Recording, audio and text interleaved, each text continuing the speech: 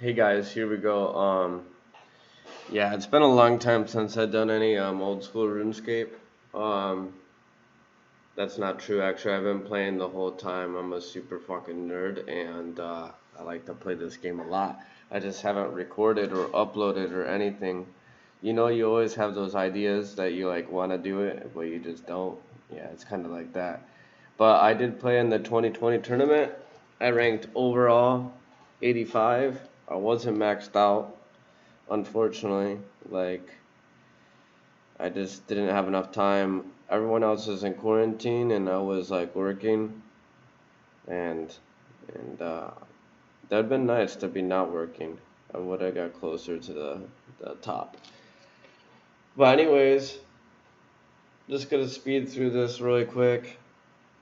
I'm gonna put some music or something in here for you to enjoy. And then if you want to see the final fight or where I'm in the middle of the war, which is pretty funny because somehow with being solo and not having a team and picking up three stragglers and just somehow surviving, it's funny, man. It's really funny. I do spot a green dot somewhere in the middle of the mist too, one of my friends that was playing. But yeah, anyways, I'm gonna upload this shit soon. Get this shit going.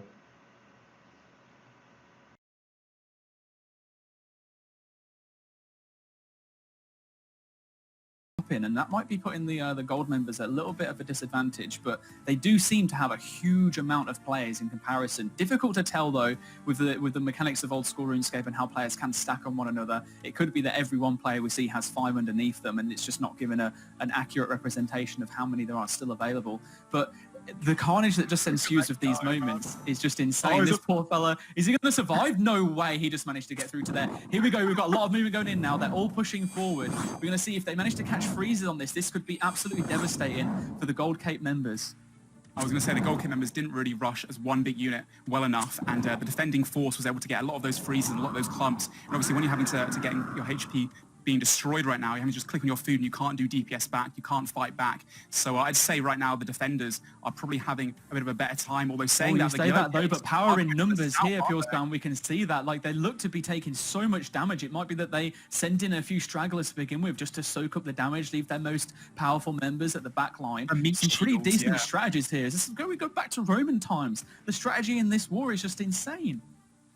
Oh, absolutely. And I think actually having that positioning of being able to go through the inner citadel from the south there made it all the more powerful for the yellow members to actually get into this fight and deal some damage really well. But right now, I mean, look at that clump of the blue capes in the northeast corner up here. They're not got really much of a chance now to try and get together. They have to get out of that clump, because once you're getting clumped, once those chompers are flying at your head, you know, like I said before, one of your members gets hit, you're getting hit if you're in a 3 ratio next to them. And they've been surrounded really in gold, Ian.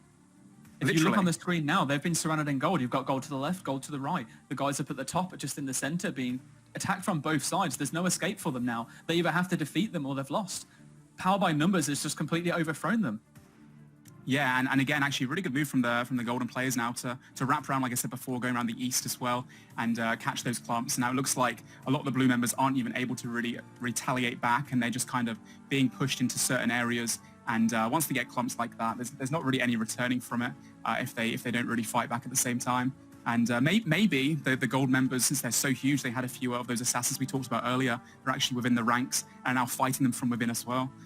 Right now, we see a lot of blood barrages being pushed out because the Zuriel staff, of course, has a 50% increased HP heal. So if you are able to get those blood barrages off on those big clumps, even if you're in full tank gear, you can go from, 30, 40 hit points all the way back to full and save those precious resources that you've got left, the brews and the sharks and such. But we're seeing members falling now. That guy had like max tank as well in the middle.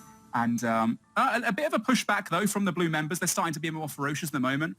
It is really hard to tell, of course, this early on, who is winning this fight. It really, I know we say it a lot, but it really is anybody's game. The one thing I'd be concerned about right now for the members that are a little bit further north is that they are not in the safe zone. If the fog does come in a little bit quicker, it will just one-hit all of them. Now, we're flying across to Falador right now, which a massive push is being done by this other alliance. It doesn't look to be the gold capes that we saw before.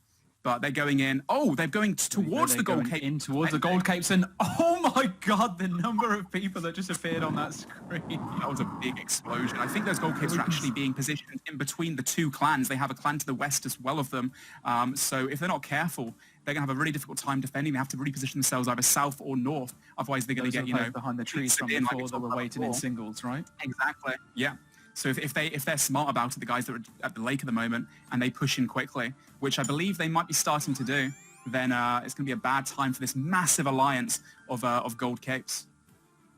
Hopefully they can manage to keep up their spells. So again, if those of you that might miss the start, there's going to be 3 main abilities being used during this little encounter. There's going to be the chinchompers, which are the cute little animals that get thrown at players and explode. They're a ranged damage attack, which deal damage in a 3x3 radius, so any players caught in that blast wave will take damage. Then there's Ice Barrage, which is the big spell that causes a nice white block around players that freezes them in place for 20 seconds and also deals damage in a 3x3 area, so it can catch everyone and pretty much decimate them. And then there's also the Blood Barrage spell, which are these red speckles that will appear. That spell is another 3x3 AoE spell. Doesn't freeze, but it still does pretty damn good damage and also heals you for a percentage of the damage that you deal. And if you're seeing people with the long staff, the little green orb at the top, that's the Zuriel staff, that increases the amount that you get healed. So if you also mentioned that earlier, you're going to be able to top yourself back up to full. So you'll see them switching between these freezes to catch their opponents in a pretty unfavorable position on their part, let their teammates start carrying on with the damage, and then they'll be healing themselves at the same time. We can see a load of people falling in the center here. That pin thing happened.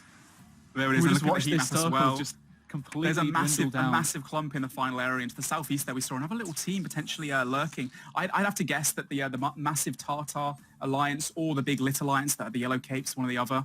And right there, I saw a really interesting strategy that I've not seen in previous tournaments, actually, where someone used telegrab off the corner to try and grab those vital resources and use them on all spellbooks. Hey, look, every brew counts. Pretty interesting. Yeah, literally every does count. We said although, as you say, maybe they got spellbook swap. You know, people might potentially be in that position. Yes, of course. Just before the final 1v1, people can access their banks and they can re-gear and change their spells if they have a magic cape in the bank. Oh, there we go. We just saw it, as you mentioned, in the corner. I just spotted a telegrab. So someone is definitely using standard magics here. Right now, again, pretty hard to tell which team's winning, but I think the Yellow Capes really have been caught out here. I see a lot of the Yellow Capes actually fighting their own ranks, and we see so many people falling in that south clump. Look at all those damage stacks, and people's HP going from all the way green bar to just a red in a matter of like 1 or 2 game ticks when all those chinchompers are thrown at you and implode and demolish you all in basically one hit. Yeah, they look like cute, but they're nasty. Hell, nasty. So, I mean, one thing that is important to note out is that whilst people are wearing these wilderness capes, the team capes that do help you prevent you from accidentally misclicking on your teammate, these spells that deal damage in an AoE radius, there is no such thing as like friendly fire. If one of your teammates is with the enemy and you catch your enemy, your teammate gets frozen as well and gets taken and takes damage. And then as soon as that happens, it's very difficult to just quickly, to like shout out, have clear comms, be like, I'm in the clump, don't attack. Because as a clan leader and as someone who is calling out, surely it's not worth you not DPSing down 3 enemies to save one of your teammates. You'd rather just, a little bit of, just take one for the team. So you don't want to be in those positions, and you definitely can accidentally be caught out and lose some friends. I mean, here's the thing with all these clans, there are just so many players that need to make it through the finals. There are only 256 spots open. We have 246 members of Hey Boys alone. Tartar Alliance potentially has like 200 to 300 people. There's the Fool squad. We've not even talked about Fools yet as well. The Finnish warriors that have come back for this tournament. Although I'm not too sure how seriously their alliance is. I believe they're with Blazers and with GG as well, but they've got a good fighting chance as well. We have 950 players remaining now, so there's still so many people that need to be eliminated in order to go through this 1v versus 1 area. You've got Frontline of 100 plus, you've got Blazers with almost 100 players, GG with almost 100 players, AC, the anonymous community, with 40, CD with 40, and there's lots of smaller clans as well. So even in these little alliances that they formed, at some point there will have to be the decision to start backstabbing one another, and the question is, are you going to risk that? In previous tournaments we've had clans that have gone for that strategy and then it's ended up ruining their alliance for them and no other clan can trust them ever again. But ultimately they're all playing for the win, aren't they? And these alliances have mostly just been formed to give each other the best chance of getting into 1v1s, but when the alliances end up being 400 500 people strong, some it's just sacrifices just have to be made at the end of the day. Exactly, yeah. It's for the greater good, so to speak. So being in touch with these clan members, quite well, for your time, how many of them have these kind of like agreements in place of who they are willing to sacrifice? Is that a thing, or is it just a case of once we get through to the safe area, it is every man for himself? How does that normally work from your experience? It's not a thing, and to be fair, another clan, Overtake for example, they've played for around 5 tournaments, and actually at the beginning of this tournament they were in the front line in the Litter Alliance, but they were BS'd and backstabbed repeatedly, so switched to a new alliance they created with some other teams such as CD Harassers, GSG, who's the Pure Sebs clan as well, and Kings, as well as a secret clan, Soup's little thing he's got going on there, the Hey Boys members. So so a lot of the clans are just like, I don't want to risk being backstabbed and being, just being a pawn and being a meat shield in your efforts to try and get to 1v1s. They basically try to be in the smaller clans so that they can be targeted a little bit less, because obviously the big teams like Lit, Fools, Blazers, Tartar, Frontline, all these guys, and Rot as well, TS, AF. These guys have, lots of clan beef, lots of clan drama from the past, and they want to take each other out. Like I said before, they've got, spies and people infiltrating different clans to try and snipe them out. So a lot of the smaller clans are just hoping that they can kind of go unknown, although saying that in this final area, it's pretty difficult to avoid combat. Although saying that, we now have, how many players left, do you reckon? 800 already, so in the last couple of minutes, a couple hundred have just fallen. And what we're going to see, this, normally around about this point is we'll start to see, as the masses have fallen, we will see these small teams regroup, and they typically like to take one corner. However, I say that, everyone is just getting killed over at Anacol. That is just completely still a bloodbath. Falador just seems to be like they are literally having a picnic in the park.